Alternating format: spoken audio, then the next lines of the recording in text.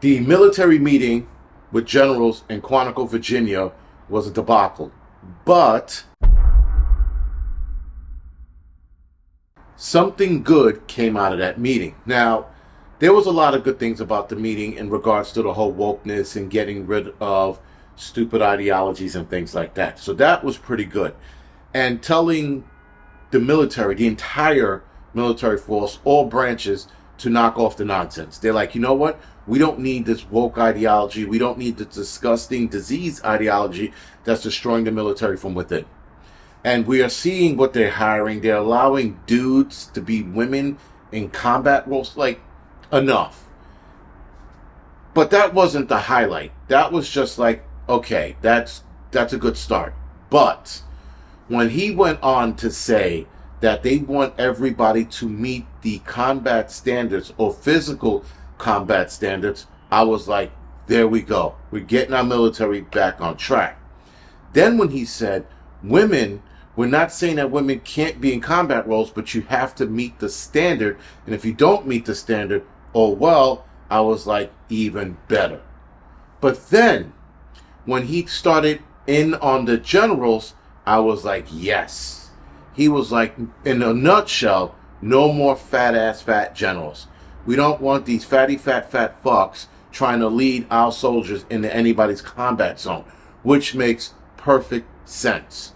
You do not want some lard telling you how to operate on the battlefield when this guy hasn't seen his toes in 25 years.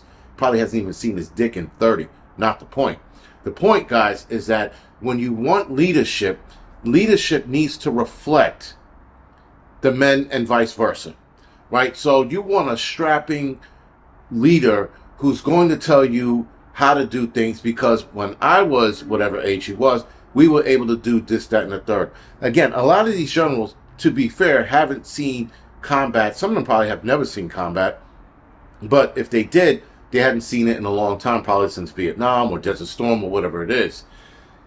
You want that military leader to look like a leader, not like somebody who's watching Netflix and eating bonbons all day, right? Fucking streaming whatever TV show he likes, Housewives of LA, because that's where we're at with these kind of military guys, these generals. They're probably like half gay and shit. Not the point. My point, guys, is that these guys are not leadership material. Now, here in the city, we run into that all the time. We have people who do not belong in commissioner jobs, right? We have the FDNY, NYPD, sanitation, EMS. We have a lot of these commissioners who do not belong in the job. If I'm not mistaken, the NYPD commissioner was in charge of sanitation. She was in charge of garbage. And somehow she's leading a police force. Like, she understands how that works.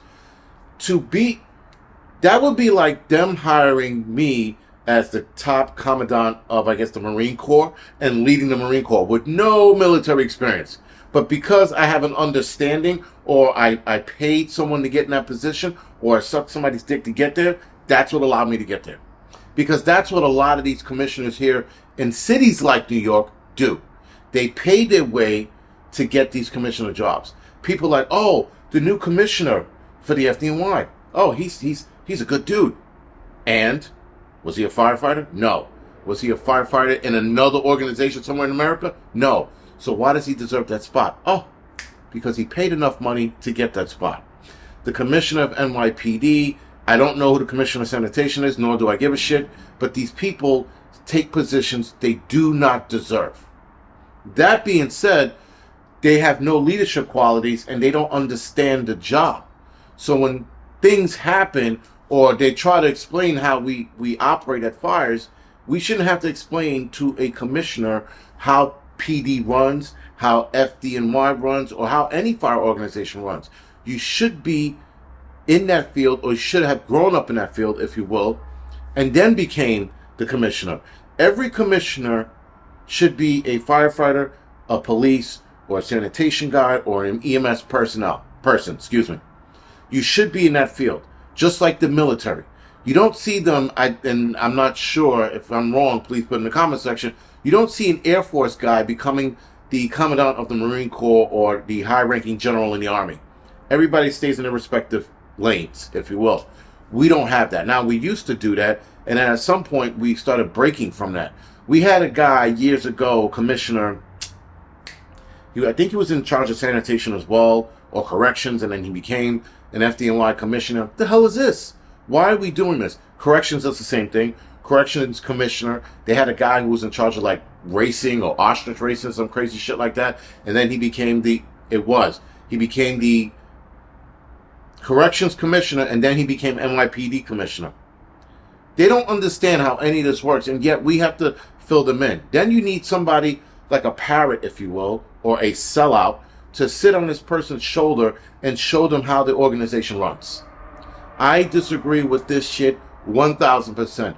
Commissioners should only be a person who was on that job. And there are so many firefighters throughout the country who should be commissioners. There are so many police officers or captains or lieutenants, whatever it is, who should be commissioners. They understand the job. They understand the lingo. They understand when certain things happen, that's the culture of the job. But when you fly in these civilians who don't know shit, but because I always wanted to be a fireman, I wanted to be a cop my whole life, bang, like, grow up. This is not your job. This is not your wheelhouse. You don't understand us or the job. And again, this seems like to be a new nationwide thing.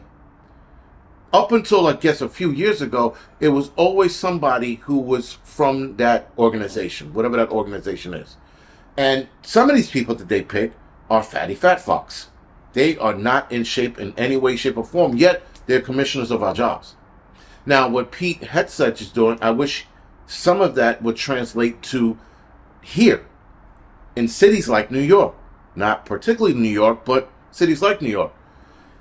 Telling generals that you can no longer be fat is great. Listen, maybe some of them will be like, you know what? He's right. I haven't seen my dick in 12 years.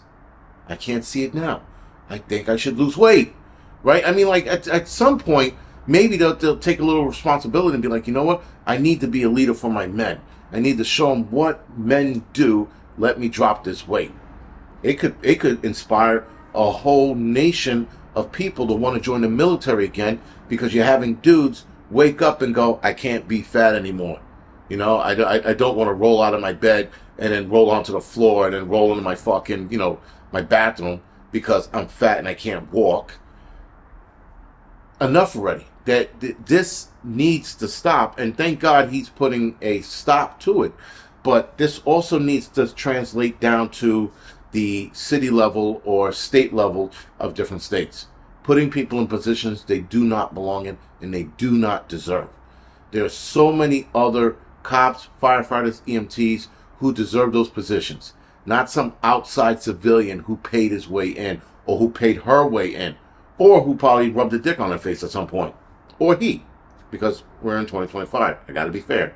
But this No More Fat Generals was excellent, and I hope this starts transcending its way down to the local level of certain cities and states, or states and cities, excuse me.